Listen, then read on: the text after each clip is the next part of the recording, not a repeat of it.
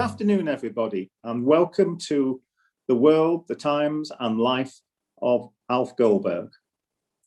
I, as the Labour MP in Blackpool South, and Alf Goldberg was my first agent back in the 1990s when I first stood for Parliament, and Barry McLoughlin, who was on the Blackpool Gazette and worked with Alf to produce the two books, which will form the basis of the evidence for his life and times, thought it would be an excellent idea in this, which is which is Armed Forces Week, to put together, for those who knew Alf, but also for those many people who don't know Alf, the importance and the significance of someone who was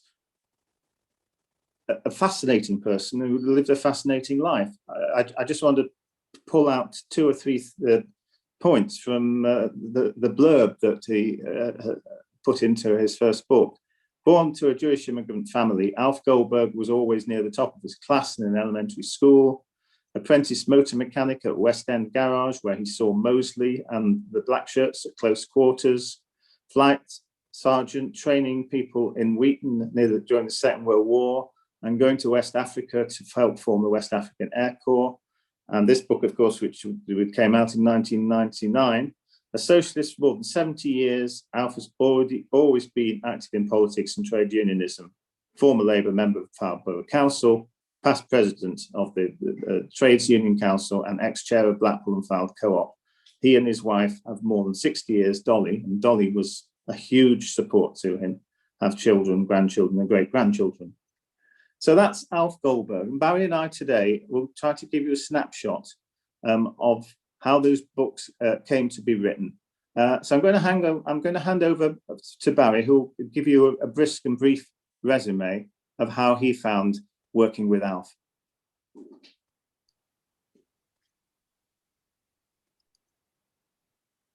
Barry. Hello, everybody. Can you hear me? Yes. Yeah, it's great to see some old faces, by the way, from the past. As I say, I've defected to Preston CLP now. But I first met Alf when I was a political reporter on the Gazette in the 80s. And he was at one time the sole Labour member of Fylde Council, representing what he described as the Socialist Republic of Steyning. But he was a wonderful storyteller, and I was fascinated by his tales of life growing up in London in the 20s and 30s. He was born in the World's End area of West London, actually the edge of Chelsea, where there was grinding poverty and really ostentatious wealth, and they sort of uncomfortably coexisted, which was a fertile breeding ground for fascism. More recently, at party conferences in Blackpool, he always used to sort out office accommodation for the Socialist campaign group of Labour MPs, and became a good friend of Tony Benn, who, as Gordon said, wrote the forewords for the two books. As I grew to know him quite well, one day he told me he had the manuscript of a book about his early experiences in London, living near the HQ of Moses fascists, which Gordon has mentioned. I told him I'd have a look at it and suspected it probably a case of, ghost writing it completely. But in fact, it was beautifully written and really evocative. So all I had to do really was edit it and add a bit of historical background about Mosley and the BUF. Then we went along together to the local library in Chelsea and found some lovely old pictures of the World's End, which are in the first book.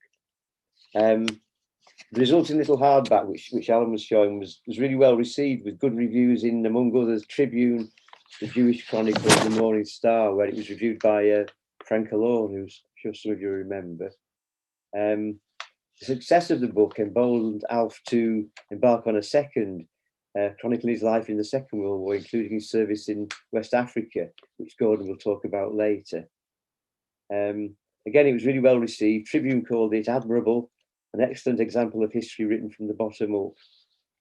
On a personal level, I recall many happy hours at his home in Steyning in his beautiful garden, with Dolly, his wife of more than 60 years, keeping me well supplied with her delicious cakes, as Alf regaled me with tales of his remarkable life. As his co-publisher, who accompanied him to many book signings, I can testify to his energy and enthusiasm his charm, and also his salesmanship skills. He was always chivalrous and immaculately turned out in suit and tie, but he retained his London accent despite several decades living in the North, as did Dolly. He was an inspirational figure, and he serves as a shining example of socialism in action for younger generations. I think I'll hand you back now to Gordon.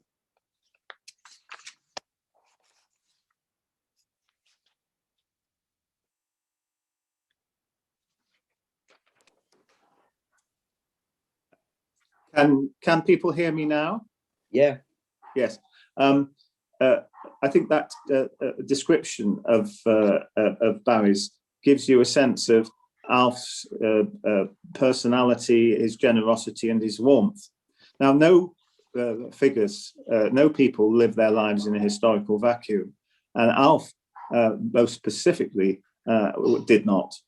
As we've already said, he came from a Jewish family, and his life was shaped by the things that went on from the 1880s onwards for Jewish people.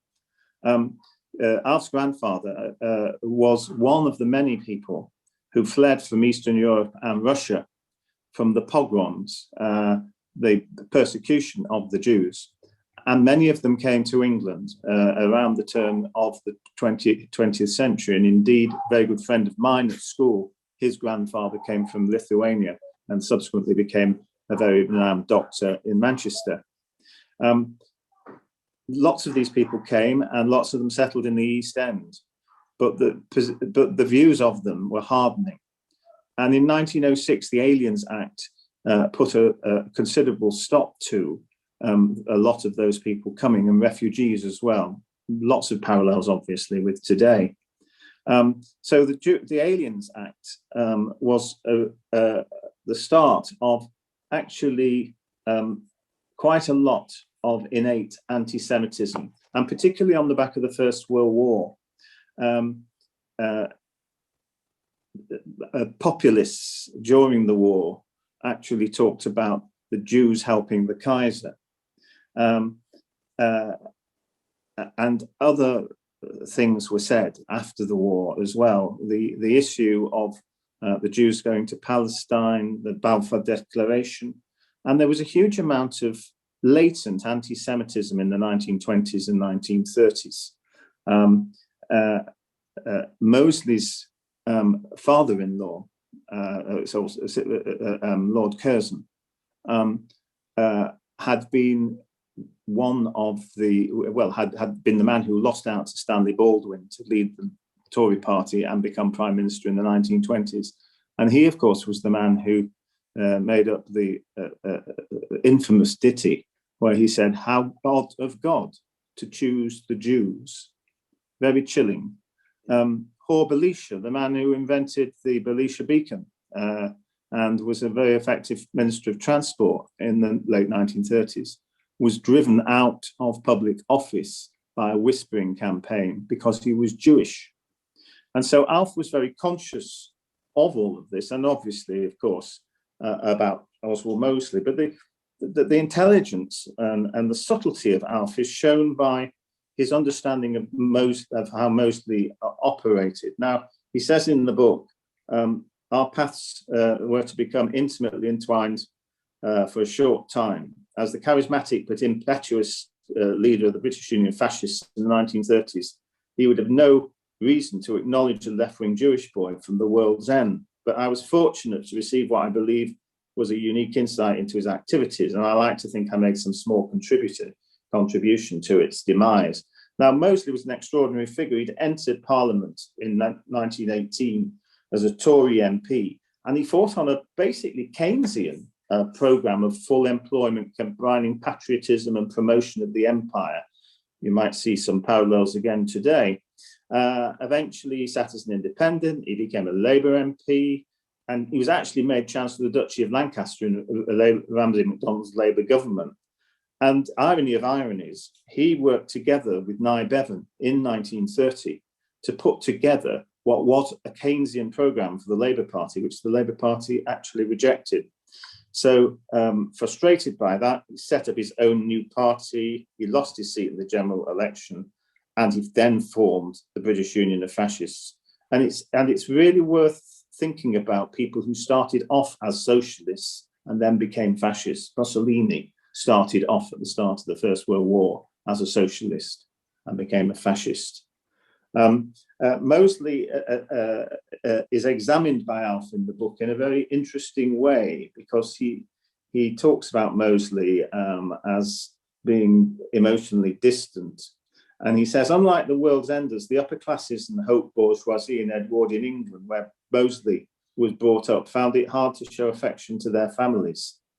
Unlike Mosley, though, I spent all my life on the left, and events in 1930s London buttressed my beliefs. My entire political outlook was molded by the social conditions in which I was raised in a tough yet curiously compassionate corner of London. And he makes the point about being brought up in an area where extreme poverty and ostentatious wealth enjoyed incongruous coexistence. He talks about the World's End area of Chelsea, the King's Road, which of course in the 1960s became part of the swinging 60s. He talks about going to events where you would rub shoulders with aristocrats who were slumming it, and see people in the music hall. He said, once I even paid 9p to see Louis Armstrong play to an almost empty house.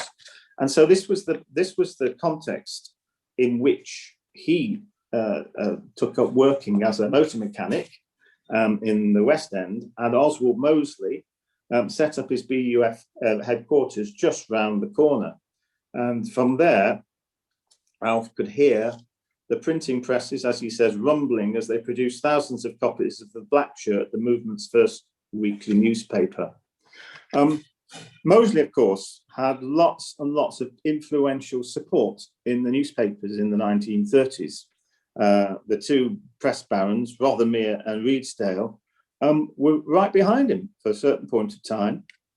There were headlines in the newspapers like the Evening News and the Daily Mail, why everyone should become a Black Shirt.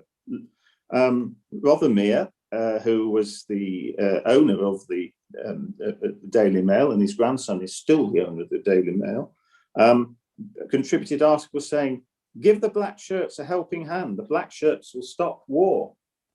While Lord Redesdale was active on the ruling council of the Link, which was an openly Nazi front organisation.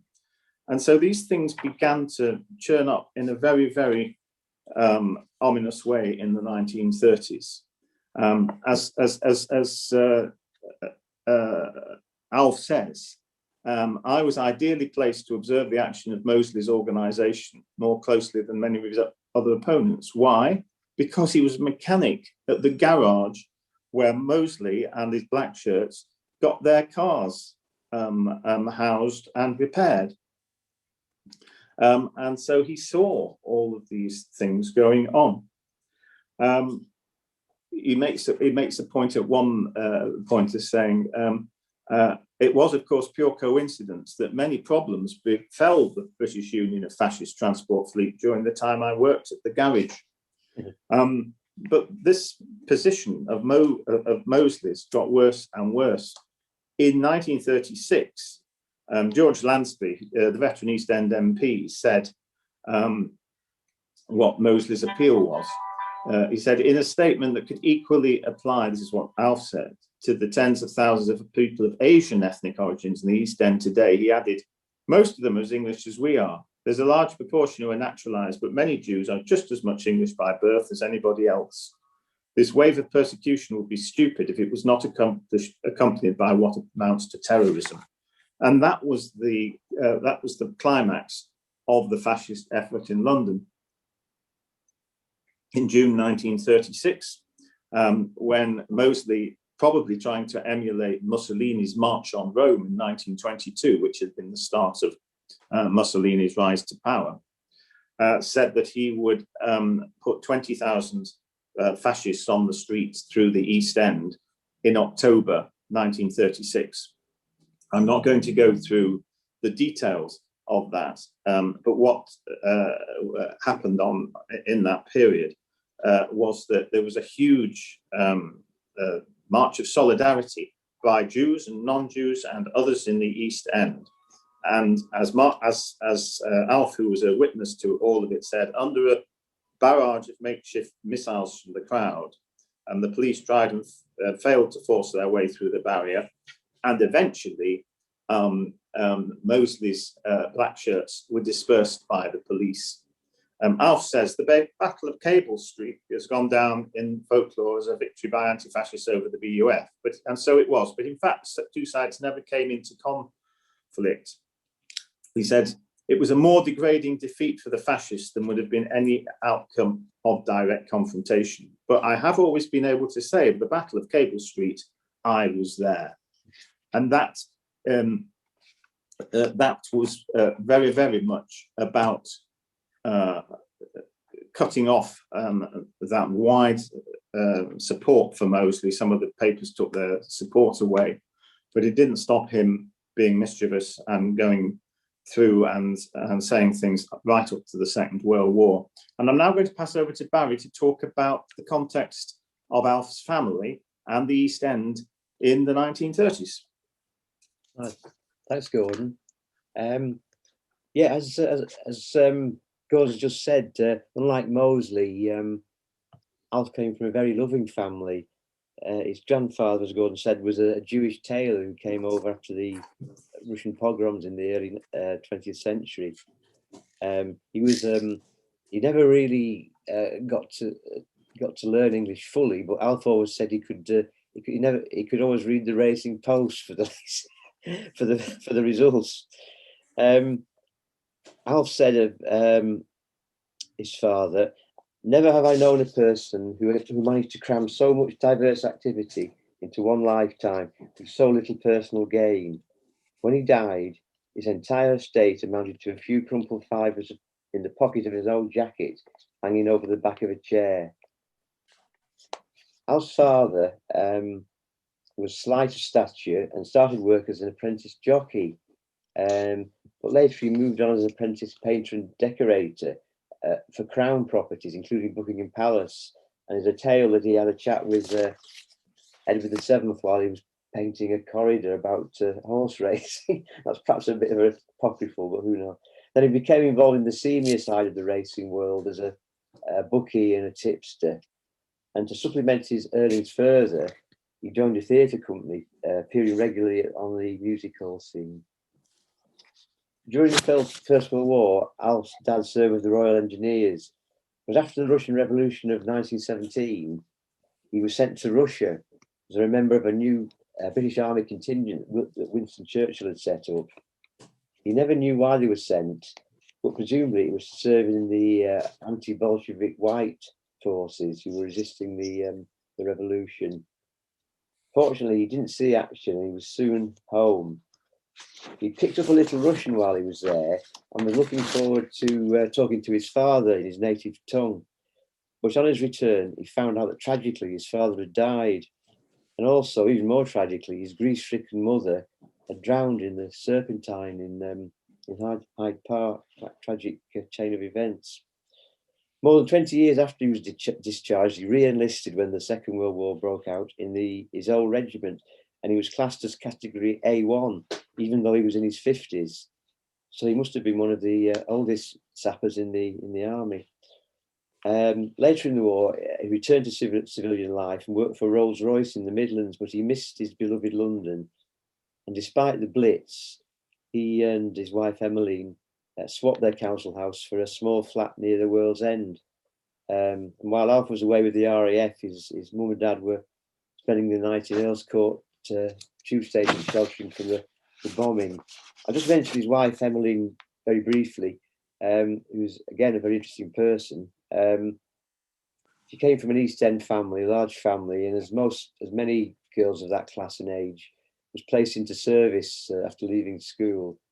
She worked for a family in Belgravia as a chambermaid for the extravagant salary of £10 a year. If the family was at home, holding regular dinner parties, etc., a day could stretch from 6 a.m. till after midnight. But life was easier when they were away or on the grouse moors. She was allowed one afternoon off each work, scuttling back from Belgravia to the rather different environment of her mother's in the East End. In later life, she kept in touch with and occasionally met some of her old employers and took Alf with her occasionally. And again, it shows how, as at the garage, it gave Alf an insight into how the upper class lived and where it is class awareness. Although he was never embittered or envious in any way. So that's a brief resume of his family life. I think we're going back to Gordon now, anyway. Yes, and I think that emphasises how close-knit Alf's family was. And again, the warmth of his family life and the lessons that he learnt in terms of solidarity and that from his family. Now, of course, while, as Barry has said, while his parents were enduring the Blitz, and indeed Dolly, with, I think, their first child, Alf was, had headed north or been headed north, and went in August 1940 to RAF Wheaton to begin technical training. And that, of course, was the start of a very long and 60-year-old connection with Blackpool and the Fylde. Now, Wheaton, as many of you know today, there's army barracks and all the rest of it, but of course it was very close to Kirkham. And Alf was interested by the local historian and veteran socialist Alan Clark, who was an author, poet, publisher, political polemicist and journalist in the early 20th century. So their paths never crossed, but I'm sure he would have been very interested to see it. And he talks movingly about having to keep going back and forward between Euston and Wheaton at a very, very difficult time indeed, when, as I say, the balloon went up. Every time he came back, he wondered where his wife and family were. And one occasion, he thought that a landmine had settled on Overdale Road and killed all his family, but found them obviously in a shelter. A very, very stressful and very, very difficult time. And what made it even worse was that Alf's best friend, who actually had also gone through the training process, and who, his friend Victor, and who was about to get married to Dolly's sister, on his final passing out flight, his aircraft crashed, killing him and a co-pilot. And that was just one of many things about the Second World War. People not just in fear of losing their own lives, but losing the lives of their best friends and people. But meanwhile, back in Blackpool, it was all systems go for training and pleasure and things in the middle. And I'm sure Barry's going to tell us a little bit more about that. Yeah, thanks, Gordon. I think most of you, if not all of you, will be familiar with what I'm going to say now, but this broadcast is going to have a wider circulation, so bear with me. When the war broke out, the government banned sort of holidays and things, but eventually they realised that there was a morale boosting effect. So Blackpool partially reopened as a tourist town, and the tourists were joined by tens of thousands of service people from all over the world, Poles, Americans, Dutch, Canadians, Scandinavians even, because from the beginning of the war, as I'm sure you all know, Blackpool was a major RAF training centre. In fact, it was said to be the biggest military training centre in the world at one time, and more than 750,000 recruits received their basic training there. So Blackpool at the time was a real League of Nations. The reasons had been chosen, there were several reasons why it was chosen as a training base. Obviously, it was on the west coast, so quite a way out of the line of enemy fire. It had the accommodation that was so vitally needed, tens of thousands of beds and many in the many hotels and boarding houses. It had excellent transport links with 3 railway lines converging on it, and there was room for troop training on the beach and the promenade, which became impromptu parade grounds, square bashing. And the huge buildings like the Winter Gardens could comfortably house indoor activities such as Morse code training and gymnastic exercises. In fact, in the Great War, First War, the ballroom had been used by the Admiralty to assemble gas envelopes for airships. And of course, there were the famous trenches near Simon, on South Shore in Watson Road Park, which were recently revealed. The government estimated Blackpool's hotels and boarding houses could comfortably absorb an extra 100,000 permanent residents, which would virtually double the size of its resident population at the time. And there's one final group of incomers who were moved from London. This was the civil servants from Whitehall. They moved to improvised offices in 45 Blackpool hotels, including some of the largest and grandest, such as the Savoy and the Queen's Hydro and the Norbreck. And of course, there's a legacy of this in that Blackpool is still quite a major civil service employer, particularly in the social services area, the benefits area.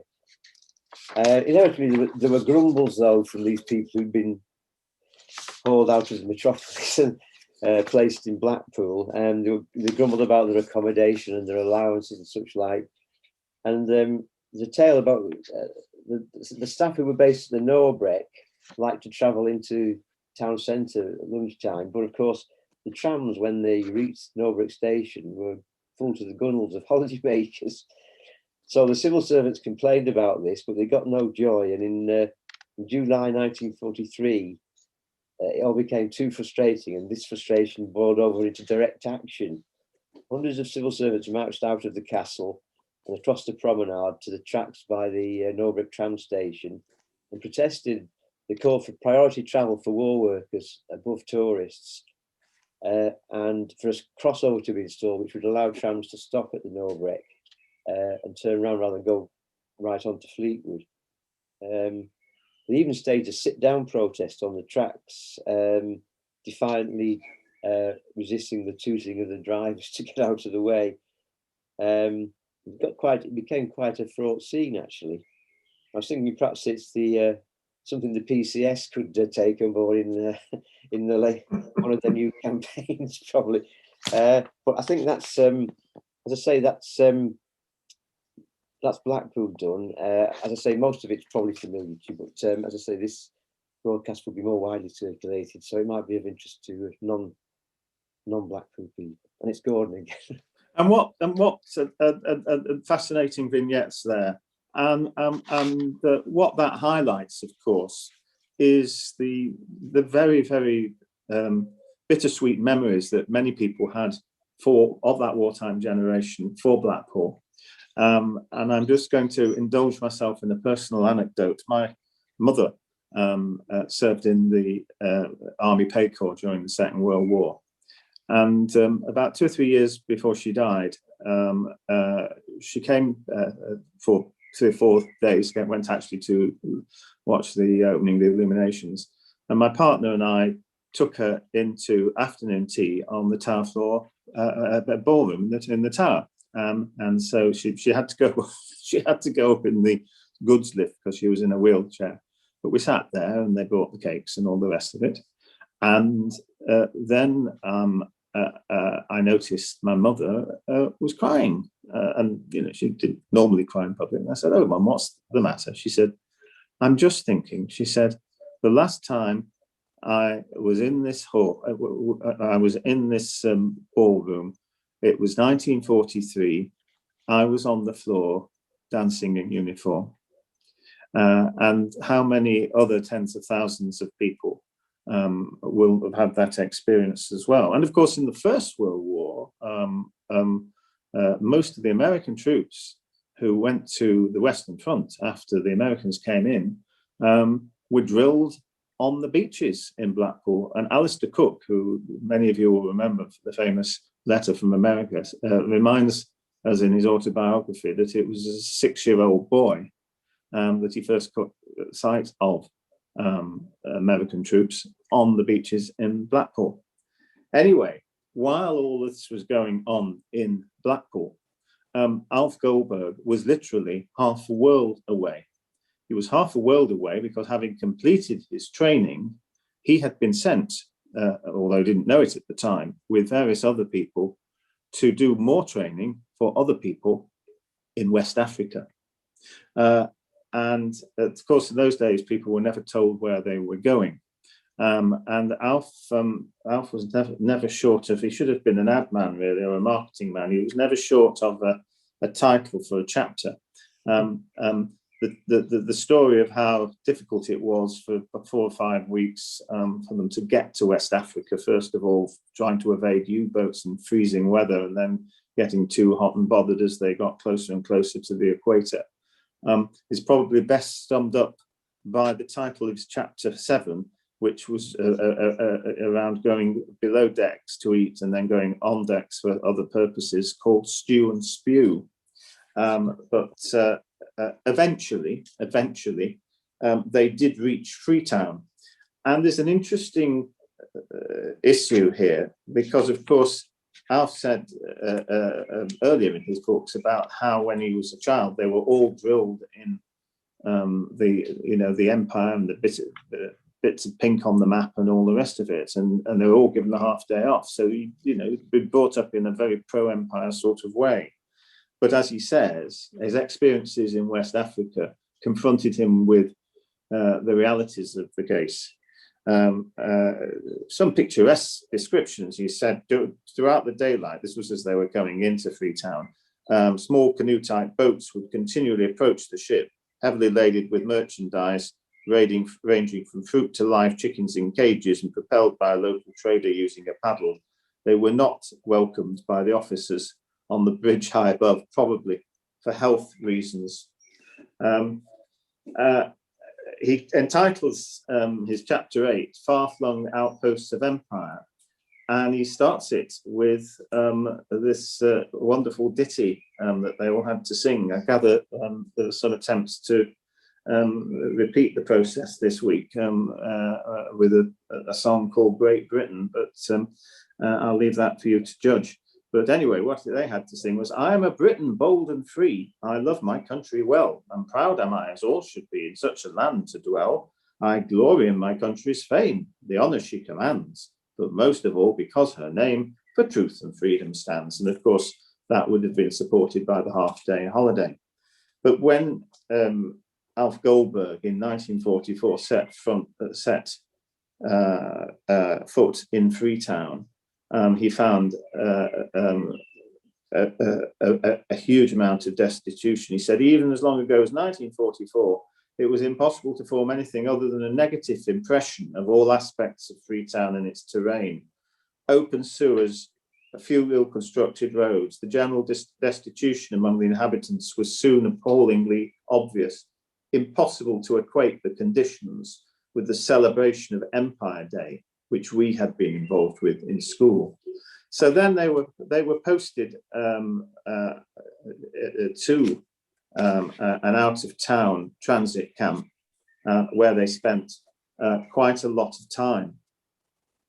And that was where their new mission was told to them. And he said, we were informed that a new air force was to be formed entirely independent of the RAF, called the West African Air Corps. It would be composed purely of black personnel stationed around the colonies of the Gold Coast, Nigeria, Gambia, and Sierra Leone. Black personnel would be recruited, knitted out, and supplied with uniforms. And Alf and his colleagues were very enthusiastic about the scheme. He said there was a consensus it would be beneficial to everyone because there would be opportunities for many of the West Africans to improve their prospects and living conditions.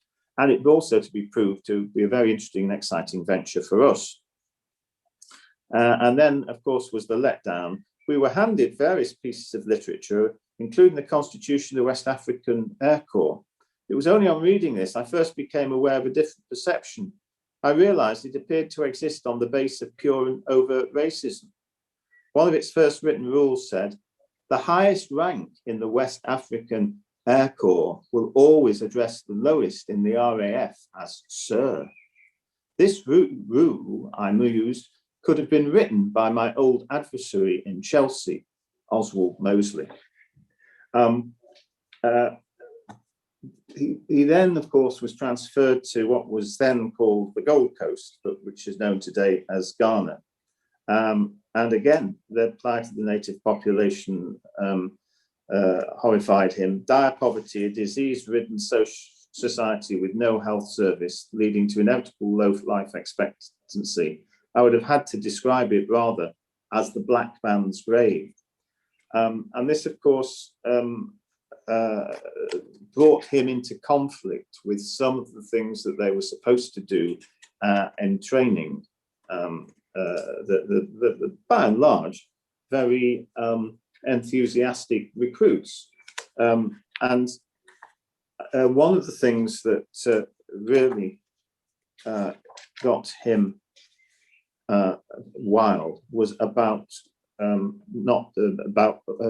people he trained and who had been very loyal to him and worked very hard and not being given any promotion. It seemed there was a reluctance, even among our own people, to see stripes on the arms of a non-white person, whatever his ability. It proved impossible for me to obtain promotion for my assistants. And then he talks about various things that happened where people were not supported very well. He said a South African Air Force was stationed at RAF Takoradi, although the commanding officer was a British RAF group captain. There was, however, little affinity between the RAF men and the South Africans. One reason was that South Africans showed such a degree of racial intolerance towards the black civilian staff. They would not be immune to physical repercussions if they failed to please. Some of the Springboks, I thought, would not need to take any lessons from my old adversary, Oswald Mosley. And I think we see there some of the echoes of what was after the war to be developed in South Africa with the apartheid regime. But Alf was very much respected by his colleagues when he had to go back to Britain in 1945. And they actually made him an honorary tribal chief. The photo is probably a little unpolitically correct for today, but the warmth and feeling that they had for him was very, very genuine. And of course, when he got back to Britain, again, he was in a situation where he was going back and forward between RAF Fazakerley, again in the northwest, again in Liverpool, and obviously Dolly and the family were down in London. He was passionately pleased about the landslide Labour election victory. One of the things about Alf was that although he was a very strong left winger all his life, he actually judged people in terms of their personalities. So he was a huge admirer of and supporter of Clement Attlee, although Clement Attlee wasn't exactly a great left winger, but he judged people by what they said, but more importantly, by what they did. And that is one of the things that Alf did, I think, throughout his life. Of course, the situation there in the autumn, when he went back to Wheaton, became rather more difficult because, again, some of the people from the West Indies who'd been posted to Wheaton for training courses found that they were having difficulties and there was racism and things of that nature.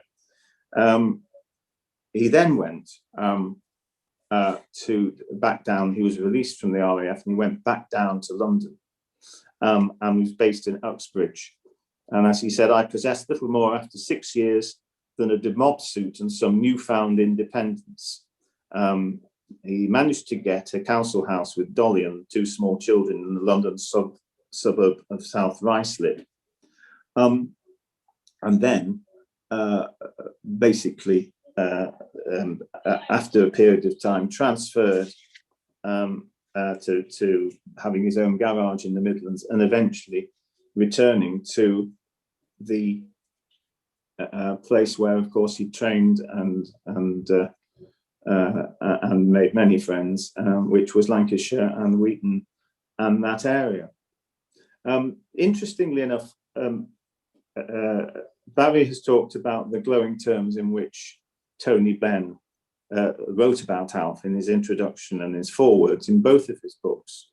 And I don't think that was just because Tony Benn was pleased by Alf being a very strong union man and of the left and so on. It's not known as much about Tony Benn. Everyone thinks about Tony Benn, 1960s perhaps, when he was Postmaster General, and then afterwards how he became more left-wing, and then of course the 1980s and so on. But people forget that Tony Benn, before he had to resign his peerage when his dad died and then fight the by-election which brought him back into Parliament, everyone often forgets that Tony Benn was made, was elected as an MP in 1950 when he was only 25. And he'd done training in Rhodesia. And again, he'd had some of those same feelings about the way in which Black people were treated then. And some of you may have seen about 3 or 4 years ago a film called United Kingdom, which is all about the love affair between basically a London girl and Surette Sikama, Ruth, who became his wife, and was white, and Surette Sikama, who was the chief there. They faced many hurdles about getting married and everything else. And Tony Benn, in his first 2 years in Parliament, fought very strongly for Surette Sikama. In fact, in the film, he's shown as speaking in support of him. And I managed to track down through the through the magic of Hansard. You can even still you know what you've been saying 80 years after it actually happened. So most of us will have who've been in Parliament will have a posthumous life. And I tracked down on the 27th of March, 1952, an adjournment debate by Tony Benn attacking the government over their policies to Bechuanaland, because basically they were appeasing the South Africans, the country that is to name today, Botswana. So that, in a nutshell, is the life and times of Alf Goldberg. Some people might say, well, that was all a long time ago. What relevance does it have for us today? I think it has two relevances. I think actually some of the things that Alf struggled with in the 1930s and again in the 1940s are still to be seen in our society today. I also think that it shows in politics that you can be a warm person, you can be canny, but you don't need to be, hitting people below the belt all the time. Alf Goldberg didn't do that. He didn't need to do that. And he was very acute. If you say, what's the message for today? He was very acutely conscious that the possibility of history repeating itself. I want to end my contribution here just by reading the notes that Alf wrote in his first book, World's End for Sir Oswald, in 1999. And they're very interesting because, bearing in mind, this is 1999. And he says in the notes, 60 years on, my constant nagging fear is that today's generation will take for granted the freedom they enjoy, freedoms that fascism would have removed from them at a stroke. I'm heartened when I see younger people in my part of Lancashire take up the cudgels against the fascism that's beginning to re-emerge on the continent and in Britain. And he mentions the British National Party, of course. As chair of the Blackpool Fylde branch of the Co-op Party, I organised a well-attended public meeting to mark the end of European Year Against Racism and Anti-Semitism in 1998, January 1998. The main speaker was our local Euro MP, Mark Hendrick, Britain's first black MEP, who had done so much to publicise the European year. I can't remember from whether I actually attended that public meeting, but I attended a number of meetings that Alf did. They were always thoughtful, fruitful, and with a wry sense of humour. And I'm just going to ask Barry to sum up what he thinks is Alf's contribution to the younger generations who may be looking in on us today, and wondering how their lives will turn out. Barry. Yeah, thanks, Gordon. Yes, as you said, Alf managed to combine his very sincere socialism with a very affable nature and a gentlemanliness, which, you know, he even endeared him to his Tory opponents on File Council. It shows that you don't have to be sort of a Dave Spark type shouting through a microphone, foghorn, you know, to get the left wing point across. Yeah, as Gordon says, Alf was really worried that with the resurgence of the right, which has got worse since his death, with you know, Orban, Bolsonaro, and Trump, fortunately gone, he was very worried that the messages and the lessons of the 30s would be forgotten. As Gordon has made clear, young people today should be very aware of the dangers of slipping sort of almost accidentally into a sort of fascism. But I'd advise any young people who wanted to see how a modern socialist life was lived and a human life actually, to read the books. Sadly, they're out of print, but you can still get copies on Abe Books, I think. And I've got another slim book out which features a chapter about Alf and his meeting with the young Jeremy Corbyn, which is quite interesting. So this book is being not being sold; it's just been, you know, given away. So if anybody wanted a copy, to give Simon their address, I'll be happy to send one. And it's been so nice to see so many old sort of comrades, can we call them that, from Blackpool. And I'm really grateful to you for sparing the time to come and listen to us. Thank you.